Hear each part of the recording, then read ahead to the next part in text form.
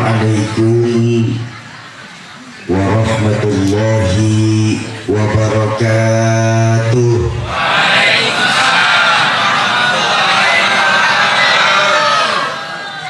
Alhamdulillahil aliyyul akbar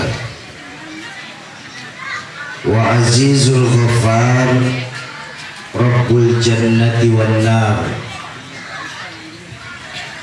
Wassalatu wassalamu ala sayyidina Muhammadinil Mukhtar wa alihil athhar wa ashabihil akhyar, amma ba'du.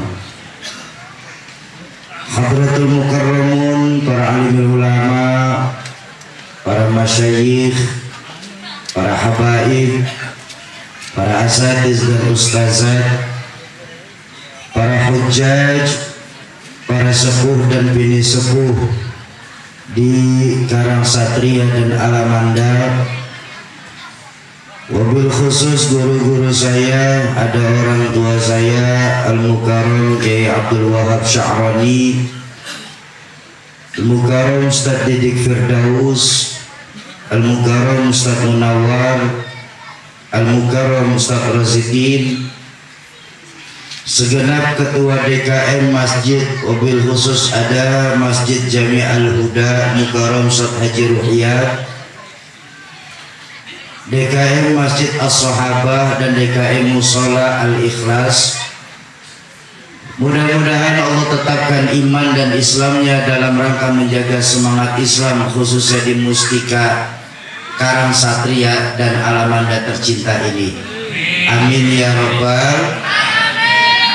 Yang saya hormati para tokoh-tokoh masyarakat, tokoh-tokoh kepemudaan, segenap pengurus warga, wabil khusus Ketua RW 14 Bapak Gatot Kuncono, segenap RT 1 sampai 21 Mustika Karangsatria dan Alamanda, bapak-bapak dan ibu-ibu, jamaah ma'asyiral muslimin dan muslimat, para calon penghuni surganya Allah yang dicintai Allah Subhanahu wa ta'ala. Alhamdulillah, malam hari ini kita masih dikasih kesempatan nikmat sama Allah dalam rangka memperingati tahun baru Hijriah. Tanpa terasa kita kembali memasuki di bulan Muharram, di mana bulan Muharram ini termasuk Ashhurul Hurum. Betul apa betul? Dari 12 bulan yang Allah ciptakan, Allah memiliki 4 bulan istimewa di sisi Allah, yang bahkan diabadikan dalam Al-Quran tersebut minha arba'atun hurum. 4 bulan istimewanya buat Allah ini, 3 berdampingan, 1 agak terpisah. Apa yang berdampingan di Ashhurul Hurum ini? Zulqa'dah, Zulhijjah, Muharram. Yang agak terpisah apa? Rajab. Ini di Ashhurul Hurum ini, kalau kata bahasa Bekasi bilang, Allah lagi diskon gede-gedean sama pahalanya. Di Ashhurul Hurum ini pahala dilipat gandakan lagi oleh Allah. Ayo kita lihat, terutama di bulan Muharram ini, banyak peristiwa-peristiwa besar yang terjadi di dalam bulan Muharram ini. Hijrahnya Rasulullah ke kota Madinah terjadi di bulan Muharram. Diterima taubatnya Nabiullah Adam alaihissalam terjadi di bulan Muharram. Keluarnya Nabiullah Yunus alaihissalam dari perut ikan besar terjadi di bulan Muharram. Banyak peristiwa-peristiwa besar yang terjadi di bulan Muharram. Makanya ulama-ulama kita sepakat untuk menentukan tahun baru Hijriah ini diawali dalam bulan Muharram. Nah, dalam rangka memperingati tahun baru Islam pada tahun ini, ayo sama-sama kita kembalikan lagi semangat-semangat beragama kita. Kita ramaikan masjid-masjid kita. Kita hidupkan lagi pengajian-pengajian yang ada di tempat kita. Sungguh prihatin ketika baginda Rasul pernah mengingatkan kepada kita, sayati zamanun ala ummati la yabqa minal Islam illa ismuh wa la yabqa minal Quran illa porosmu. Masajiduhum amirah wa hiya kharabum minal huda. Akan datang nanti zamannya di tengah-tengah umatku ini, kata baginda Nabi dalam hadis, di mana saat itu Islam hanya dikenal sebatas cerita, Quran hanya dikenal sebatas tulisan, dan saat itu masjid-masjid bagus, musola megah-megah, tapi kosong dari pancaran sinar hidayahnya Allah. Ayo, saya mau ajak kita renungkan hadis baginda Nabi di semangat Islam tahun baru ini, semangat tahun baru Islam ini. Saya tanya sekarang, boleh saya tanya? Boleh saya tanya? Bu, Bu, ini mic mau mati-mati nih, naik dulu. Tes, tes, tes. Nggak ada kabel lagi, Pak. Ini kabelnya mati ya. Tes, tes, tes.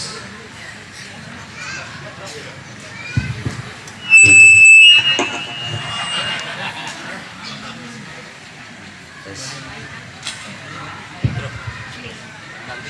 Boleh.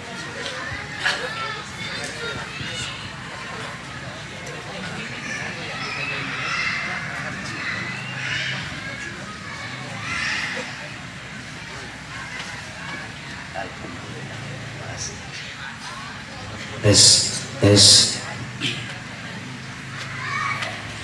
Sampai mana saya barusan?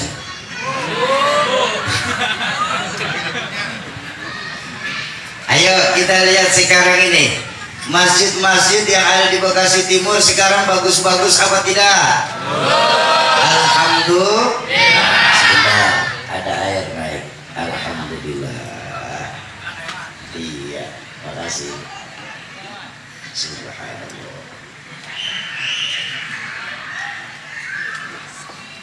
Makasih saya.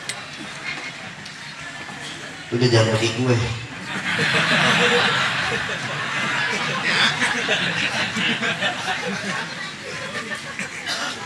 Musola yang ada,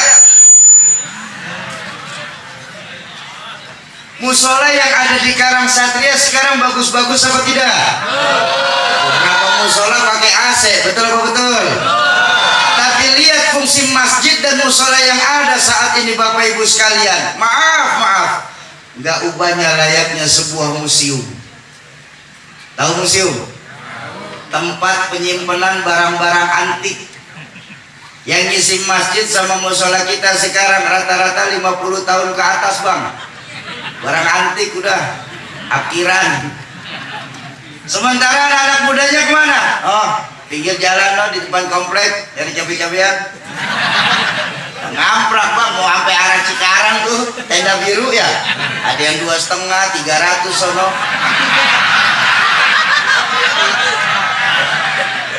Langganan barangan aja. Nah, ini dia nih. Saya dulu, saya cerita dulu ya. Bukan langganan, Bu, bukan langganan. Maaf Pak. Karena pernah kejadian. Satu malam saya selesai acara dari arah Cikarang sana, bareng sama orang tua saya, Kiai Wahab. Pas mau nganterin beliau ke sini, lagi anak-anak jalan tuh, yang depan mall, disetopin sama perempuan. Stop. Saya tanya sama Kiai, gimana nih? Udah berhenti, Ji? Lah saya mah murid. Lah murid mau wajib taat sama guru. Ya, guru nyuruh berhenti ya saya minggir. Saya buka jendela. Apa, Neng? Bang, ya. Mau open BO enggak? Ini yang ketawanya kenceng langganan nih biasanya.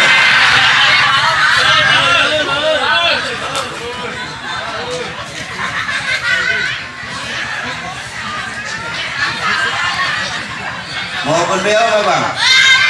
Saya bilang, Neng, apa? Lu mau pengetan, Neng? Saya bilang. Lah, pengetannya apa saya, Bang? Lah, Neng, gue masih pakai peci, Neng. Baju koko belum gue copot. Lah, saya jalan sama guru saya bilang. Saya jalan sama guru saya, Neng. Jelek-jelek mah orang manggil saya katanya, Ustadz. Masa Ustaz tuh tawarin open BO kebangetan lu nih. Dibalikin omongan saya. Apa kata tuh perempuan tuh di depan mall? Iya bang, saya tahu abang Ustaz, makanya saya mau kasih diskon.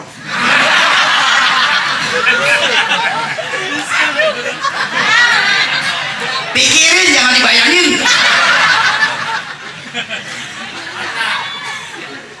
Lihat sekarang fungsi masjid dan musola yang ada Pak.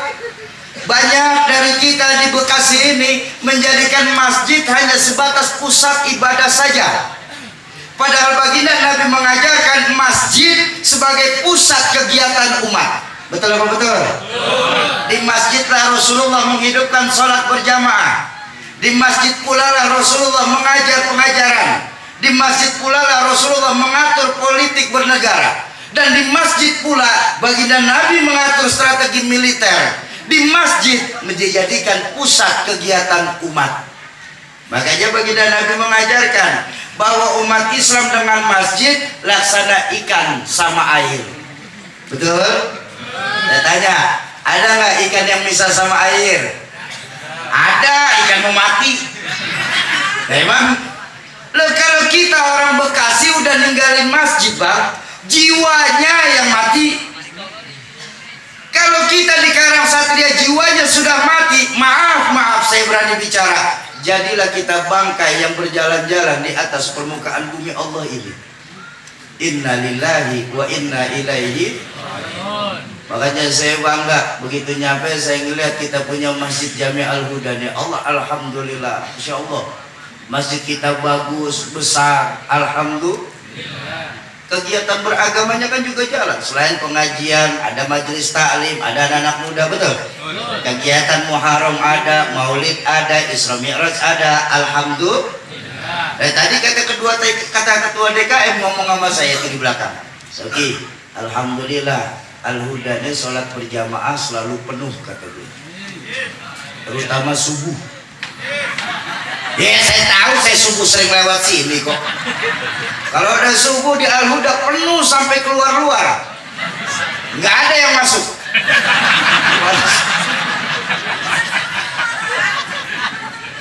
Kalau ada subuh imam doang berdua sama hambal. Yang azan dia, yang qomat dia. Yang imam dia, yang makmum dia juga. Yang baca doa dia, yang aminin doa dia juga. Matiin lampu masih imam. Imam borongan sekarang. Ingat, para pendiri bangsa kita menjadikan masyarakat Indonesia mengacu pada masyarakat bermasjid.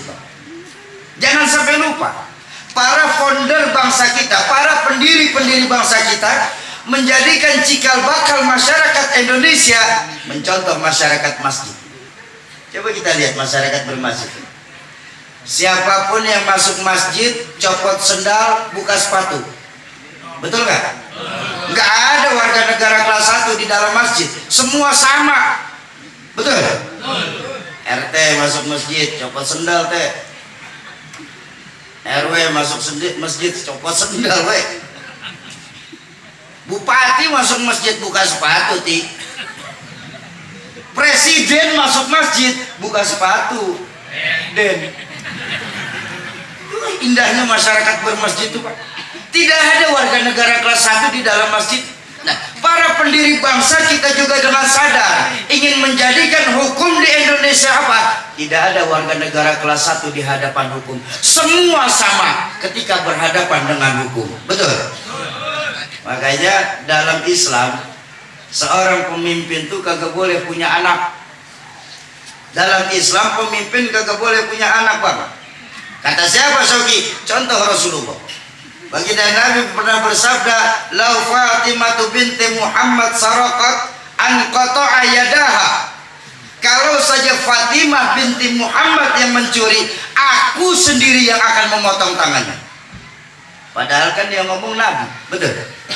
Tapi kenapa Nabi tidak menyebutkan "Lau Fatimah binti"? Tapi kenapa Nabi itu malah mengucapkan bersabdanya "Lau Fatimah binti Muhammad"? Karena saat mengeluarkan hadis ini, baginda Nabi berdiri sebagai Rasul, bukan sebagai bapak. Mau contoh lain? Ketika satu hari sedang sibuk untuk mencari gubernur di Mesir. Para sahabatnya mengajukan nama ke Sayyidina Umar, saat itu adalah Abdullah bin Umar. Sayyidina Umar protes. Ini kenapa ada nama Abdullah di dalam nama ini? Ya karena kami melihat Abdullah bin Umar ini cocok. Enggak. Masih banyak yang lebih bagus dan lebih baik dari Abdullah bin Umar. Cari yang lain. Kenapa? Saya tidak mau nanti saya justru pertanggungjawaban di hadapan Allah jauh lebih berat ketika anak saya dijadikan pemimpin juga. Kalau berhasil, cukup keluarga Umar merasakan keberhasilan seorang Umar. Kalau gagal, cukup satu Umar yang menanggung kegagalan ini. Tuh, betul. Makanya dalam Islam nggak boleh pemimpin punya anak. Ya, presiden nggak boleh punya anak. Yang boleh punya anak Pak Jokowi. Betul. Kau begitu, karena ketika presiden punya anak maka akan disebut anak presiden. Ketika disebut anak presiden maka hukum tidak akan pernah bisa berbuat apa-apa kepada mereka. Betul. Ketika sudah tersebut oleh anak presiden, maka mereka juga akan ikut menikmati fasilitas negara yang dibayar pakai uang pajak, uang kita.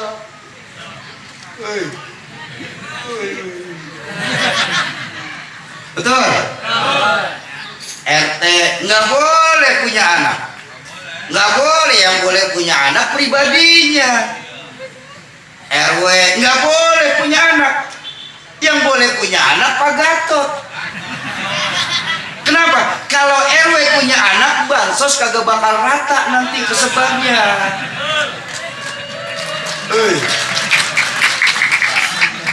Tuh lihat masyarakat bermasjid tuh Pak. Siapapun masuk masjid, copot sendal, buka sepatu. Sudah copot sendal, Sogi? Sudah Pak. Buka sepatu? Udah. Masuklah kita ke dalam masjid. Begitu masuk ke dalam masjid, kita nggak pernah sibuk dari mana kita berasal. Yang penting kemana kita menghadap. Betul nggak? Lu dari mana lu datang? Dari timur, madep barat lu. Nah, kiblatan barat kita Pak. Iya. Kamu dari mana? Saya dari selatan, madep barat. Kamu? Saya dari utara Bang, madep barat juga. Lah kamu? Saya dari barat. Ya madep barat juga Bang. Nggak ngaruh walaupun lu bocah kamu tetap madep barat. Indahnya masyarakat Islam. Sebagai muslim, kita memang sudah diikat dengan akidah. Tengok di masjid. Kita mengarah ke arah yang sama. Menyembah Allah Tuhan yang sama. Mengikuti manasik Nabi yang sama. Melakukan gerakan yang sama. Bahkan sampai bacaannya pun sama. Sebagai muslim. Tapi jangan lupa, sebagai bangsa kita sudah diikat lewat Sumpah Pemuda bahwa kita mau bersatu nusa, satu bangsa dan satu bahasa. Itulah Indonesia. Jadi kita ini sekarang bingung Pak. Kita orang Islam justru malah curiga ketika ada pengajian di dalam masjid. Kita orang Islam sendiri malah berkata dalam masjid nggak boleh berpolitik. Nanti dulu Rudolfo. Buka Fatul Makkah. Buka perjanjian Madinah, Piagam Madinah. Di mana Rasulullah berpolitik? Di mana Rasulullah membuat itu semua? Di dalam masjid. Ayo, ini kita sedih Pak. Masjid-masjid kita dan sekarang cuma sebagai pusat ibadah saja Pak. Ketika selesai ibadah, banyak masjid-masjid kita ini udah kayak kuburan Pak, sepi aja sepi. Jujur, kita nih masyarakat Islam di Bekasi ini bangun masjid bisa, tapi bagaimana menghidupkan masjid Bang? Kita ini lebih sering kalah sama agama-agama lain dalam menghidupkan rumah ibadah. Ada kenyataan yang pahit Pak.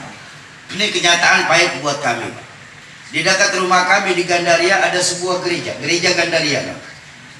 Masih gedean Masjid Al-Huda daripada gereja tersebut. Jamaahnya pun tidak banyak Pak. Dia banyak karena pada bawa mobil semua. Cuma yang saya miris dari kegiatan gereja tersebut apa? Kegiatannya sudah hampir tiap hari ada sekarang.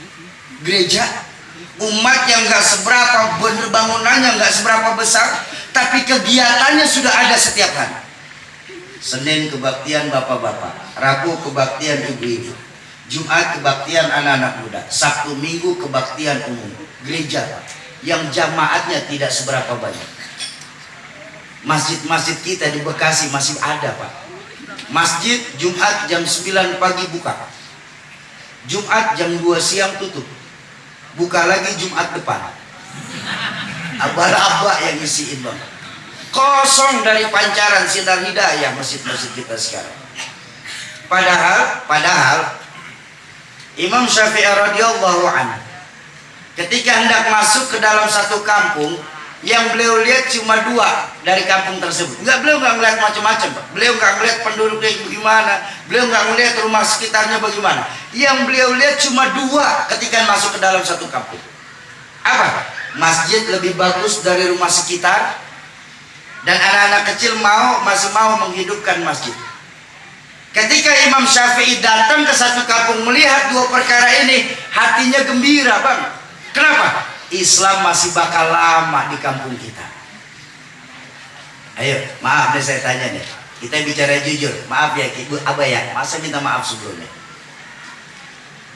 Kenapa yang kelahiran tahun 79 sampai awal 90 jarang sekali yang mau masuk ke dalam masjid?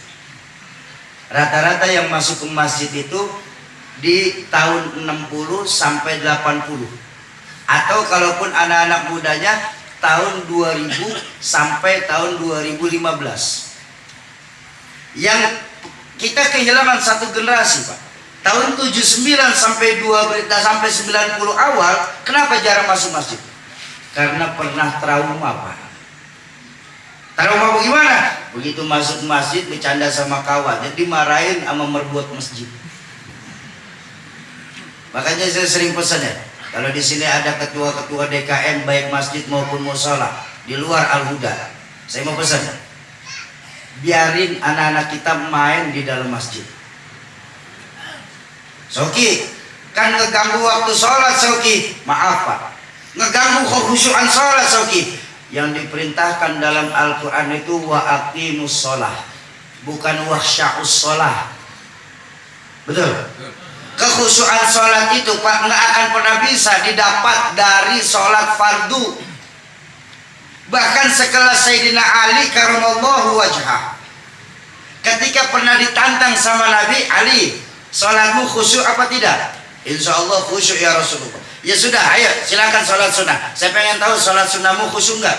Kalau benar kau bisa khusyuk, saya akan kasih sorban saya salah satunya buat kamu. Sholat Sayyidina Ali, sholat sunnah. Baru selesai salam, langsung ditanya sama Nabi, Ali, ya, kau mau yang hijau apa yang merah ya Ali? Saya mau yang merah aja ya Rasulullah. Ali, kau belum khusyuk dalam sholatmu, Ali. Kenapa? Begitu salam saya tanya kau langsung bisa jawab. Saat kau sholat kau sudah mikir, sorban Rasulullah cuma 2, yang merah dan yang hijau. Mendingan saya ambil yang merah saja. Sekelas Sayyidina Ali saja, Pak, tidak khusyuk dalam sholat. Rasulullah Shallallahu Alaihi Wasallam saat menjadi imam sholat fardu, saat sujud baginda Nabi, pundaknya dinaikin oleh 2 cucu tercintanya, Sayyidina Hasan dan Husain. Apa Rasulullah marah saat itu? Enggak. Beliau tunggu cucunya sampai turun dari pundaknya. Selesai beliau lanjutkan lagi. Rabi sholat berjamaah, sahabat nanya, ya Rasulullah tadi sujud kok lama benar? Apa malaikat Jibril turun ngasih wahyu? Enggak, cucu saya ada di pundak. Nabi aja enggak marah, Pak. Nabi saja membiarkan. Kenapa? Memang anak-anak kecil kita lagi tugasnya bercanda. Biarkan mereka menemukan ketenangan dulu, kesenangan dulu di dalam masjid. Biarkan mereka senang dulu di masjid. Setelah mereka sudah senang masuk masjid, baru kita arahin. Bukan kita marahin anak-anak kecil kita. Ya, tapi kan mengganggu sholat. Itulah sebabnya Rasulullah menghidupkan sholat sunnah. Ada qobliyah, ada ba'diyah. Supaya apa? Supaya pikiran-pikiran jahat, pikiran-pikiran jelek jatuhnya di sholat sunnah qobliyah, bukan di sholat fardu. Jadi sholat fardunya kita sudah aman. Kan emang kenyataan. Pikiran jelek ketika kita sudah mulai takbiratul ihram. Allahu Akbar. Ya Allah, duit saya di atas laci itu belum ketahuan. Ini orang Kebayoran, ini masalah orang Kebayoran begitu ya. Ini masalah orang Kebayoran. Kalau di Bekasi mah sama. Emang bener. Satu hari pulang sholat teman saya ditanya, bapak lu, apa malu? Itu duit apa itu di atas lemari? Oh itu duit sial. Nah, kok bisa duit sial dibawa pulang? Iya sial, lu umpetin masih ketahuan juga malu.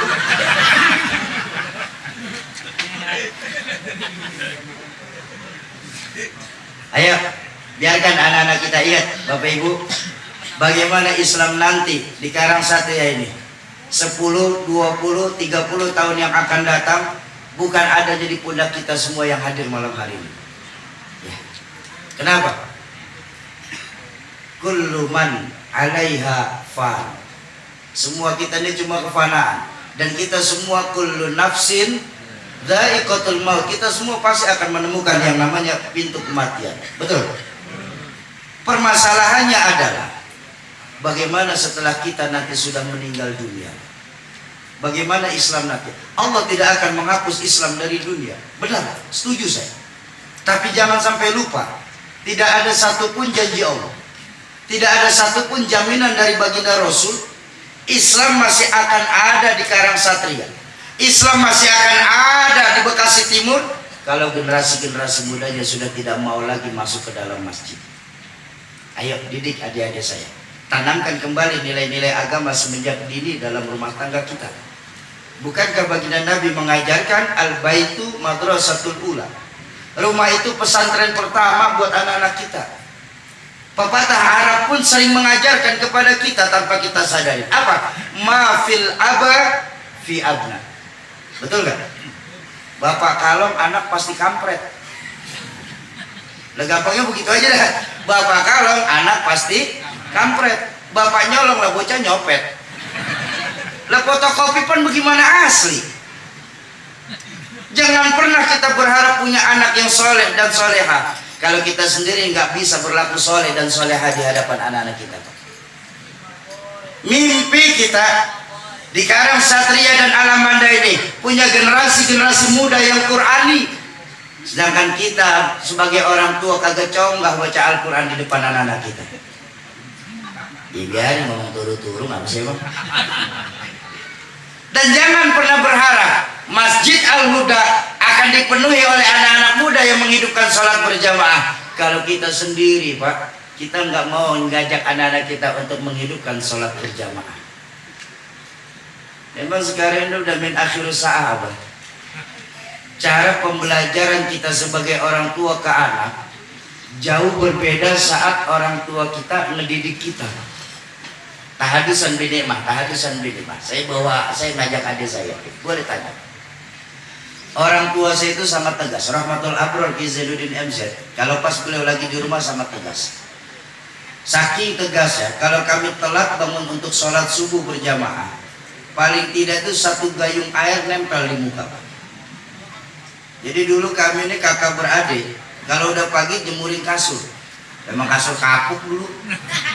Jemurin kasur tuh, Pak. Tuh dulu tuh orang tua saya saat itu saya bilang tegas, saya bilang kejam. Tega bener sih ya, kita baru banget tidur.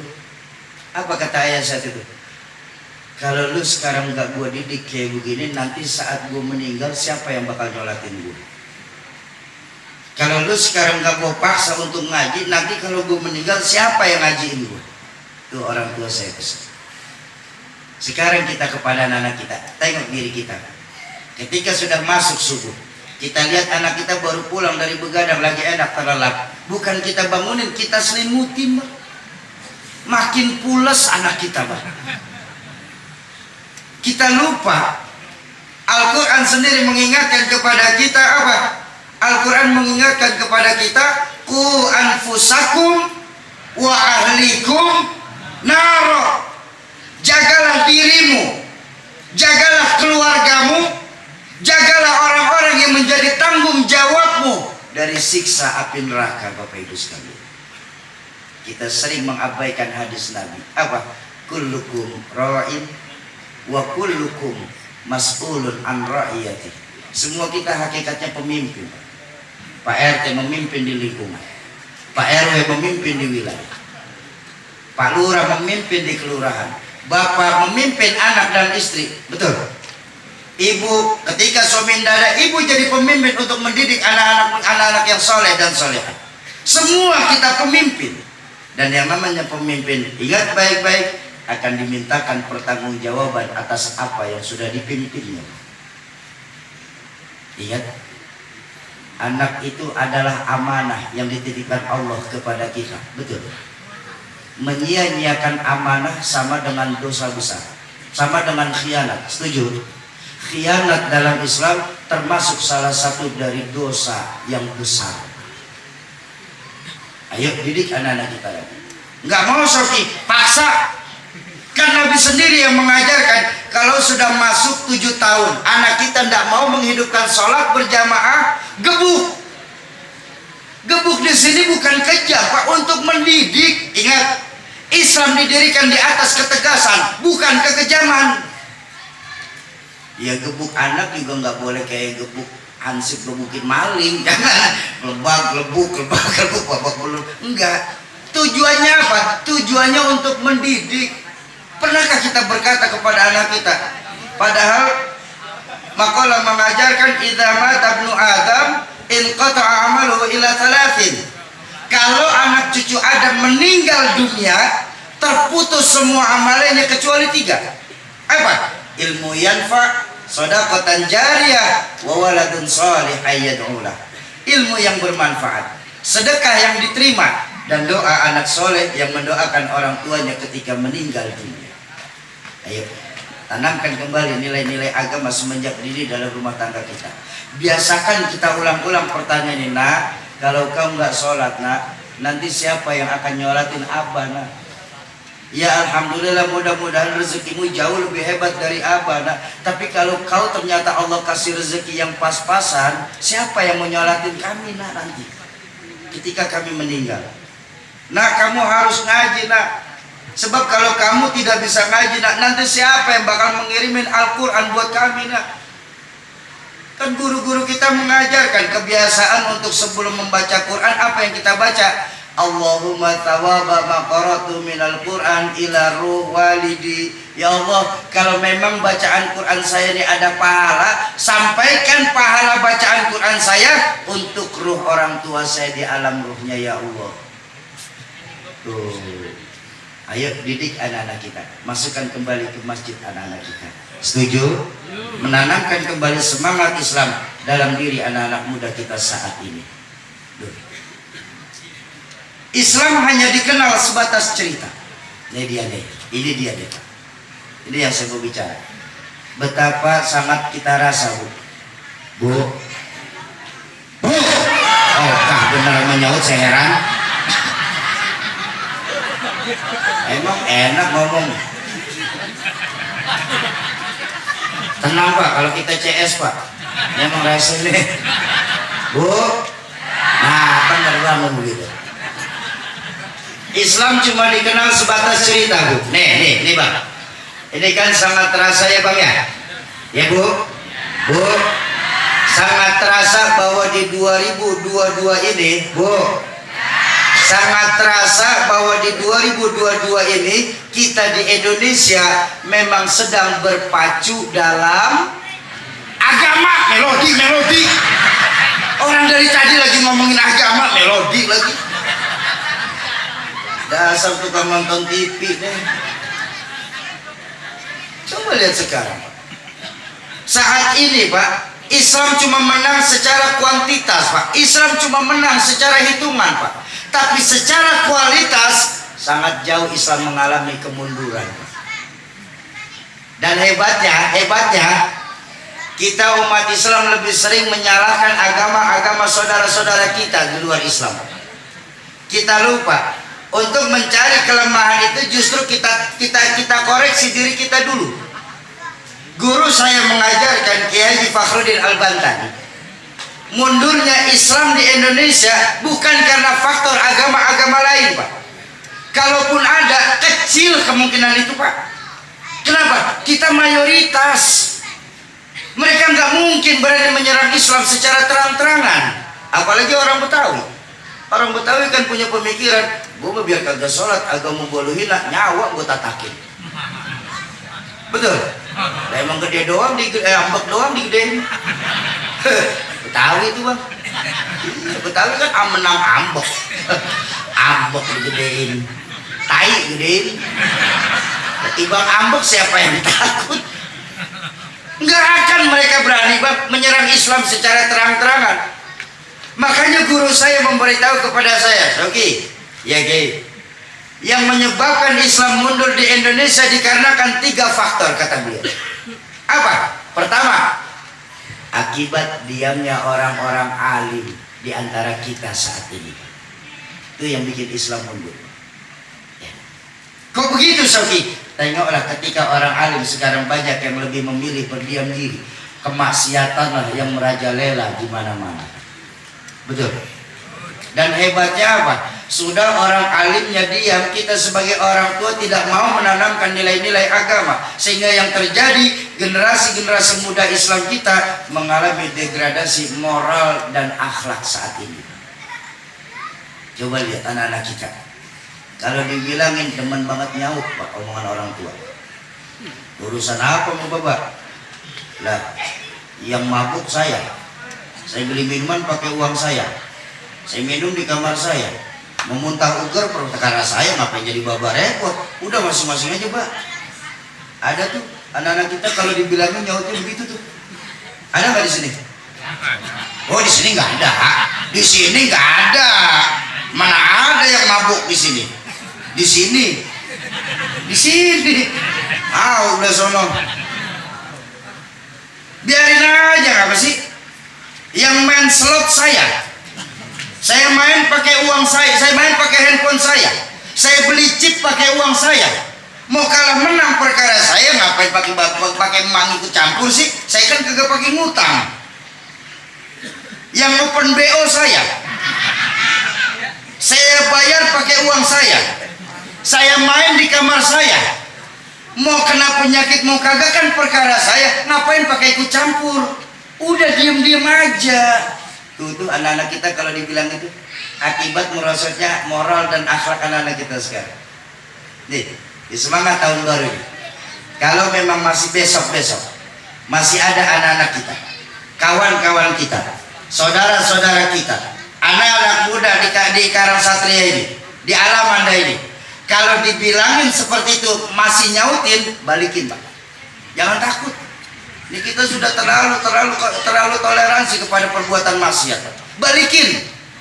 Ya tapi jangan dimarahin juga, sambil senyum aja. Wolas. Bagaimana balikinnya, Soki? Iya, Bang. Yang mabuk emang abang. Yang main judi juga abang. Yang open BO pasti abang. Tapi ingat baik-baik, Bang. Apa? Mabuk, judi, zina itu maksiat, Bang. Kalau Bekasi semakin banyak maksiatnya, Bang, Allah murka, turun gempa di Bekasi, Bang. Yang mampus bukan lu doang, monyong. Rata. Kenapa berani rata? Wattaqu fitnatan la tusibanna alladziina zalamu minkum khassah. Takutlah kita yang ketika Allah turunkan bencana, bukan cuma nimpa yang jahat-jahat. Guru-guru saya, orang tua saya akan kena imbasnya, Pak. Betul, Bang. Kalau orang makan nangka kepeperan getah itu resiko, iya kan? Tapi kalau nggak makan nangka dikasih getah, sial namanya. Sial. Iyalah, kita ngerti, kita ada guru-guru yang mengajarkan kepada kita bahwa musibah ada 3 jenis ya. Ada musibah sebagai ujian, ada musibah sebagai teguran, ada musibah sebagai hukuman. Betul? Tapi ketika Allah yang turunkan bencana, itu bukan lagi sebatas ujian, teguran, atau hukuman. Apa namanya? Borongan. Lah emang enak diborongin, lah kagak enak bang. Proyek borongan enak, kita bisa lama-lamain. Lah kalau musibah diborongin, nih contoh begini contohnya. Contoh aja deh pakai contoh biar gampang. Tengah hari penter makan jambu air enak gak? Gua greges tenggorokannya. Dulu emang masih banyak pohon jambu di Bekasi, naik pohon jambu. Baru sampai tengah pohon jambu kaki digigit semut. Kita tengok semut api, kita tengok, banyak juga ada semut. Turun ke bawah, balik ke rumah. Ngapain? Ambil koran. Koran kita gubat-gubat. Kita balik lagi ke pohonan, kita korek tuh koran, kita nyalain jadi obor. Sepohonan yang namanya semut kita bakar. Betul nggak? Masih ingat kayak gitu kan? Sepohonan tuh yang namanya semut kita bakar. Betul? Yang gigit atu padahal. Yang gigit atu. Itu semut-semut lain kalau kadang-kadang dia protes tuh. Yang gigit lu temen gua kagak ikut-ikut. Cuma kita nggak mau tahu saat itu. Asal semut saya bakar. Allah kalau kasih musibah begitu pak. Masih ingat tsunami Aceh? Masih ingat? 2004 masih ingat? Saya itu 15 tahun tsunami, saya diundang ke Aceh. Alhamdulillah. Peringatan tsunami 15 tahun. Sudah 15 tahun saya masih bisa melihat keganasan ombak tsunami saat itu di Aceh. Allahu Akbar. Bagaimana nggak ganas itu tsunami? Ombak laut setinggi 30 meter. Naik ke darat nganterin perahu, pulang narikin mobil. Ini kerjaan tsunami nih. Perahu naik ke darat, mobil turun ke laut semua. Itu baru tsunami. Coba kalau Sunarto, lebih dahsyat lagi.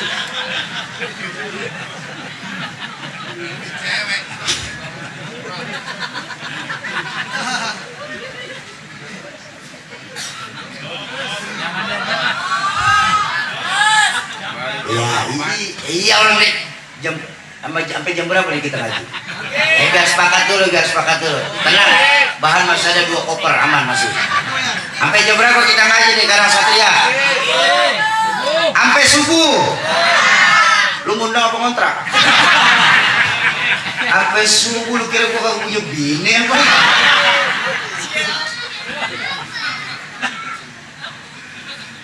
Bu, nih saya kasih tahu sedikit ya Bu ya. Maaf saya kasih tahu sedikit. Bapak Ibu, ceramah Muharram itu yang baik yang sedang-sedang saja. Ceramah nggak perlu panjang lebar Pak. Amplopnya udah dilem. Benar-benar saya ngomong ini. Ceramah nggak perlu panjang lebar. Kenapa? Kalau kebangetan panjang kasihan emak-emak nanti. Ya kan Bu? Kalau kebangetan lebar juga kasihan bapak-bapak Bu. Ceramah nih kemana-mana sih pikirannya. Orang lagi ngomongin ceramah. Bapak-bapak dan ibu-ibu jamaah ma'asyiral muslimin dan muslimat, para calon penghuni surganya Allah yang dicintai Allah Subhanahu wa taala. Diamnya orang alim itu yang membuat Islam mundur.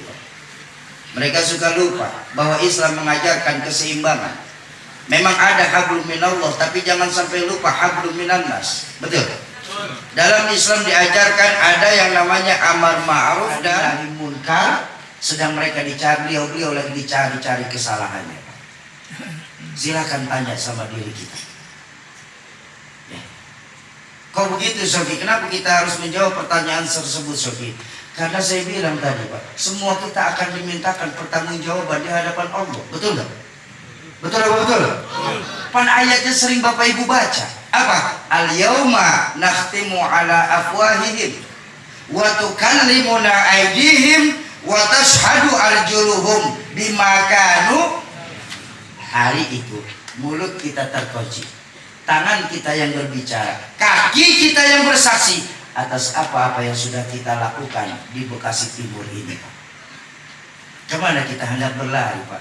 Ketika nanti di yaumil hisab Allah akan bertanya kepada kita, bukankah semua kita akan diperhitungkan Pak amal?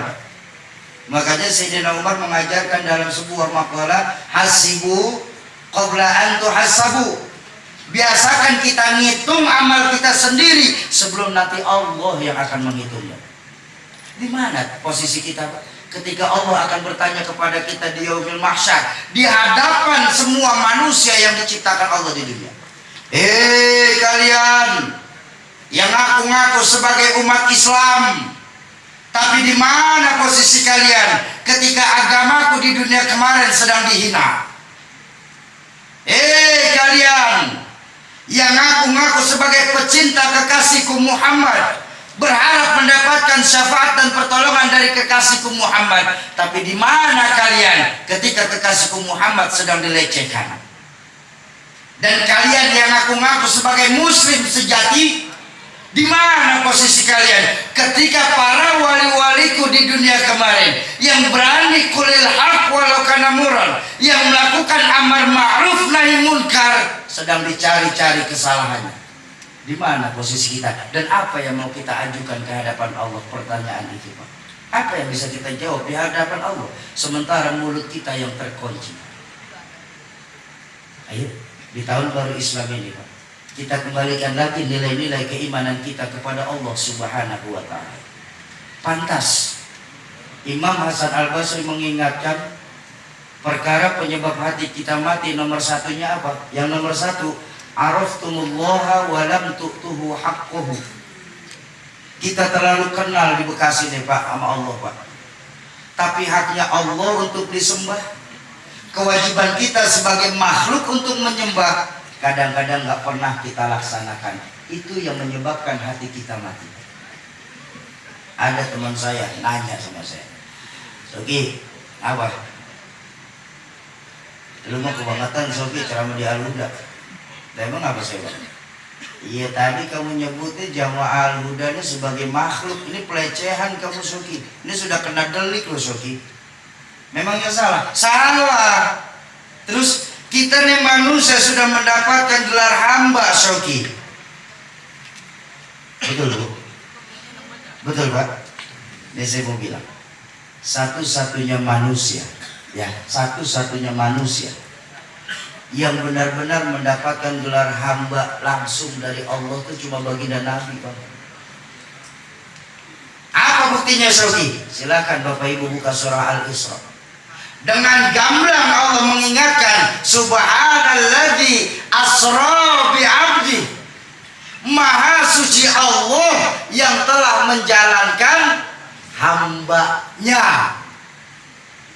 Secara langsung Allah bikin pengumuman untuk kita nih, Pak. Orang Karang Satria, orang Alamanda, orang Bekasi, saksikan dengan zatku bahwa memang Muhammad itu hambaku, kata Allah. Pertanyaan pun meluas. Ya sudah, Syuki, kalau memang Nabi Muhammad hamba Allah, ya pantaslah, karena Nabi Muhammad kan kekasih Allah, Syuki, dan khatamul anbiya, penutupnya para nabi. Jadi wajarlah Nabi Muhammad yang hamba Allah dan diakui sama Allah. Cuma pertanyaannya, Syuki, apa kita semua yang hadir di Masjid Al-Huda ini bukan hamba Allah, Syuki? Pak, puasa. Kita hamba Allah apa bukan? Nggak kompak. Kita hamba Allah apa bukan? Bu, Ibu hamba Allah apa bukan? Hamba Allah. Kata siapa? Kata saya. Maaf Bapak Ibu, kalau masih kata saya, itu namanya ngaku.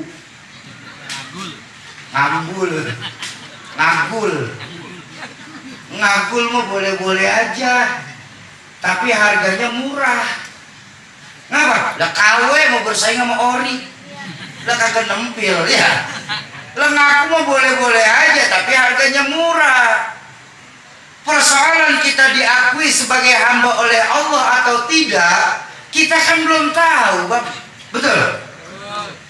Kalau begitu, Soki, maaf Bapak Ibu, berapa banyak dari kita yang hadir dan duduk di halaman masjid ini, termasuk saya pastinya. Mulut saya bisa mengucap, Pak, saya hamba Allah. Tapi pada perbuatan saya sehari-hari ternyata saya hamba pangkat, saya hamba harta, saya hamba jabatan, saya hamba syahwat, saya hamba nafsu, saya hamba dunia, bahkan saya hamba setan. Jauh mulut daripada perbuatan saya. Ayo, kalau memang kita di sini, Mak, mau kemana Mak? Wih, mau kemana wih? Pulang bareng wih.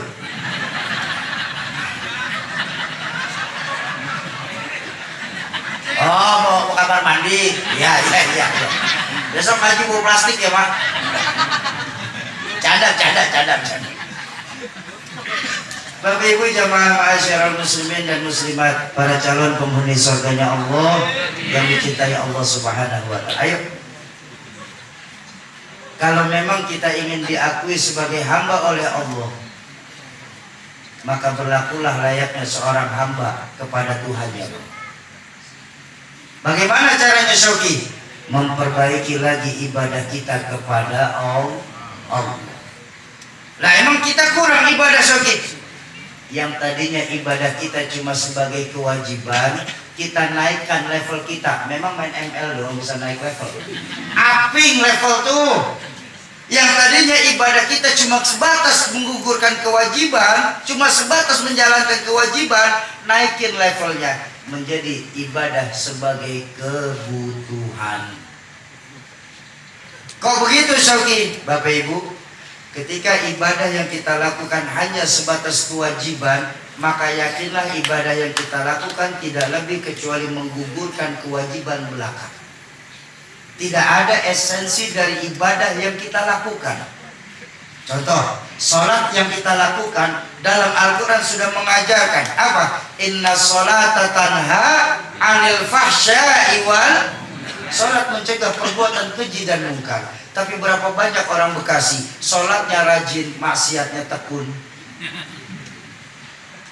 Ya Bu, ngajinya setengah jam, ngomongin tetangganya sejam setengah. Sedekahnya mau, slotnya lebih gede dari yang disedekahi. Ini loh. Kenapa? Karena menjadikan ibadah cuma sebatas pengguguran kewajiban. Dan yakinlah Pak, ketika ibadah yang Bapak Ibu cuma sebatas kewajiban, pasti Bapak Ibu akan menemukan yang namanya titik jenuh ketika beribadah. Karena kewajiban itu pasti bertemu dengan titik jenuh. Bapak bekerja, kerja kan? Pekerjaan Bapak dijadikan Bapak sebagai kewajiban untuk menafkahi anak dan istri. Betul? Baiklah kalau masih setahun, 2 tahun, 5 tahun lamanya.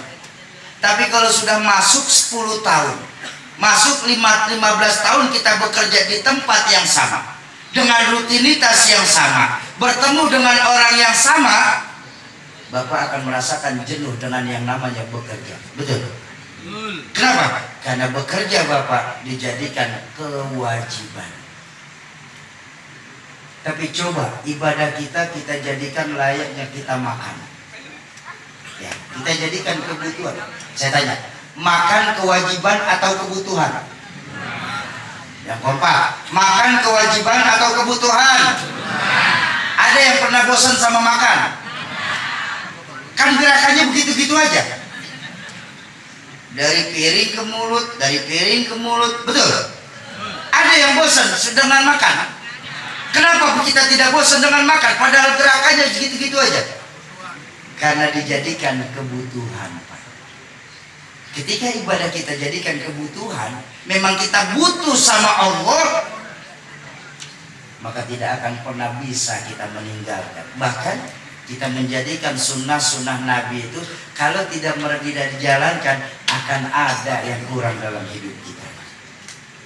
Bapak Ibu jamaah ma'asyiral muslimin dan muslimat, para calon penghuni surganya Allah yang dicintai Allah Subhanahu wa taala. Ayo di peringatan Muharram, di peringatan tahun baru Islam tahun ini, ayo kita kembalikan lagi nilai-nilai keimanan kita kepada Allah.